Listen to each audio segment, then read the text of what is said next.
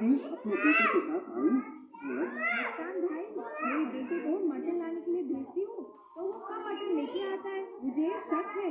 अरे ये क्या, आसमान में ये क्या उड़ रहा है? लगता है कोई विमान है। ये बात सुनकर जैसे ही दोनों ने सर घुमाकर ऊपर देखा तो उसने तराजू के नीचे चुंबक रख दिया। उसके बाद तोड़कर देखो बहन देखो, वो वहां से चली गई। मस्तान की पत्नी बहुत ही अच्छी औरत थी। एक दिन ये जी, मेरी बात सुनो, व्यापार में ऐसी बेईमानी करना सही नहीं है। आपको कई बार कहा है पर आप सुनते ही नहीं हो। वैसे भी अब तक हमने काफी कमा लिया है ना, अब तो छोड़ दो। ये बात लोगों को पता चला तो मुसीबत हो जाएगी। मेरी बात सुनो। चुपचाप अपना काम करो। धंधा कैसे करना है मुझे तुमसे सीखने की कोई जरूरत नहीं है। इस दुनिया में हर जगह बेईमानी है, सब बेईमान। मैं करता हूँ तो क्या गलत है? ईमानदारी से काम करेंगे तो भीख मांगना होगा। जाओ जाओ। उस राज्य का राजा महाराज वीरेंद्र वर्मा थे। वो जितना प्यार से रहते थे मेहमानों के साथ उतना ही सख्त थे। एक दिन, महामंत्री जी, 2 दिनों में राजकुमारी का जन्मदिन है, उसे धूमधाम से मनाना होगा। मेहमान को कोई तकलीफ ना हो, इसका ध्यान रखें।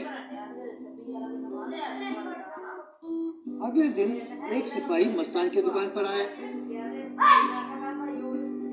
सिपाही, मस्तान भाई, कल राजकुमारी का जन्मदिन है, बहुत सारे मेहमान आएंगे। 100 किलो चिकन और 100 किलो मटन चाहिए। राजा जी ने आज्ञा दी है कि ये ताजा होना चाहिए। ये लो पैसे, कल सवेरे भेज देना। कहकर पैसे दिया और वो वहां से चला गया। मस्तान वो पैसे लेकर खुशी खुशी घर लौटा और अपने पत्नी को ये शुभ समाचार दिया। देखो जी, ये महाराजा का मामला है, कोई गड़बड़ मत करना। ध्यान रहे, सही तोल कर देना उनको। मस्तान, हट पगली, तुम नहीं बदलोगी। महाराज ने 200 किलो मांगा है पर मैं सिर्फ 150 किलो भेजूंगा। 50 किलो मेरा मुनाफा है। अब महाराज कौन सा किलो का हिसाब रखने वाले हैं? उनको और कोई काम नहीं है क्या? अगले दिन चिकन और मटन को गाड़ी में लाद कर राजमहल आया। वहाँ उसे रसोई को सौंप कर वापस आ गया। कार्यक्रम के बाद अतिथि भोजन के लिए गए। महाराज अतिथियों को देख रहे थे। एक सेवक मटन परोस रहा था। अभी लोग बाकी थे और मटन खत्म हो गया।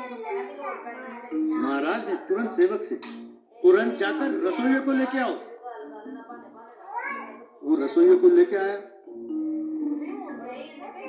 महाराज, तुमसे कहा था ना 100 लोगों के लिए खाना पकाने के लिए, लेकिन कम पड़ रहा है, ऐसा क्यों? रसोइया, महाराज, मुझे शक है कि मटन और चिकन कम आया है, लेकिन मंत्री जी को कहते हुए डर लग रहा था और जितना था उसी में बना दिया।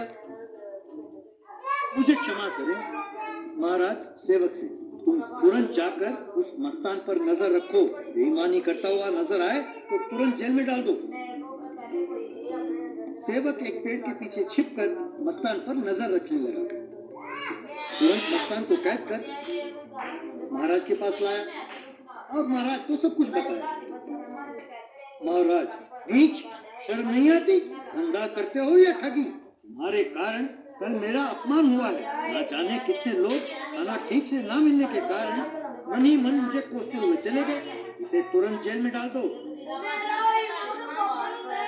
इस तरह मस्तान जेल चला गया। तो बच्चों, लालच करना और बेईमानी पाप है। इससे नुकसान अपना ही होता है। सब्जी की